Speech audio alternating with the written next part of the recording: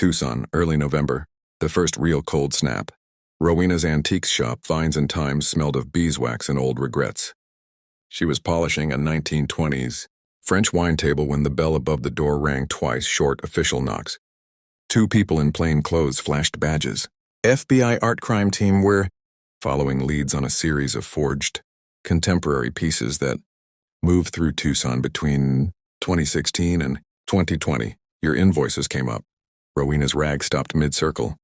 They laid photographs on the counter. 3 small abstracts she had sold years ago. Bold colors, confident strokes. She remembered them because Maky had delivered them himself. Wrapped in brown paper, claiming they were early experiments he no longer wanted. She'd paid him cash, marked them unknown local artist, and flipped them for modest profit to out-of-town decorators. Now the same paintings were blown up on an evidence board in a federal office, circled in red next to the originals by a Santa Fe painter who had finally noticed the theft. The agent's voice was gentle but firm. We're not saying you knew, Ms. Xavier, but we need provenance, receipts, anything that places these in your hands. Rowena felt the floor tilt. One careless sale years ago could collapse everything. Her business license, her reputation, and worst of all, Nema's trust.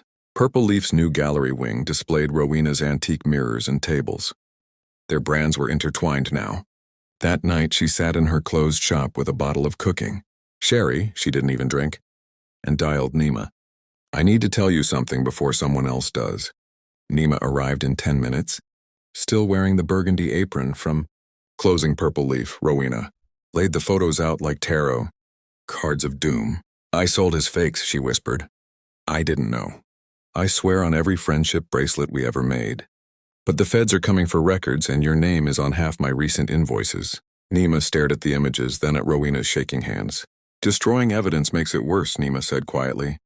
We go to them tomorrow. Together, full disclosure. You kept every receipt since college. That's going to save you.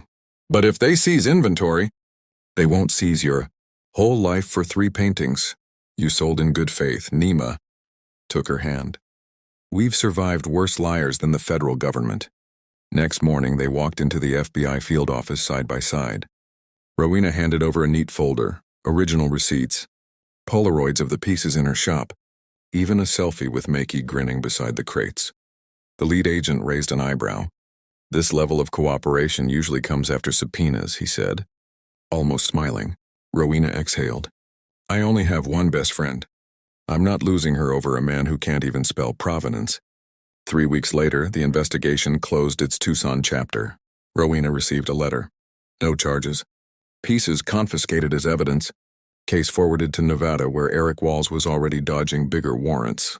That night, Nema opened a 2012 bottle of something rare and expensive. To friends who keep receipts in each other, she toasted. Rowena clinked her glass, eyes wet. Next time a charming artist offers me early work, I'm setting it on fire on the spot. They laughed until the candles burned low. Some secrets, it turned out. Only tighten the knot when you drag them into the light together.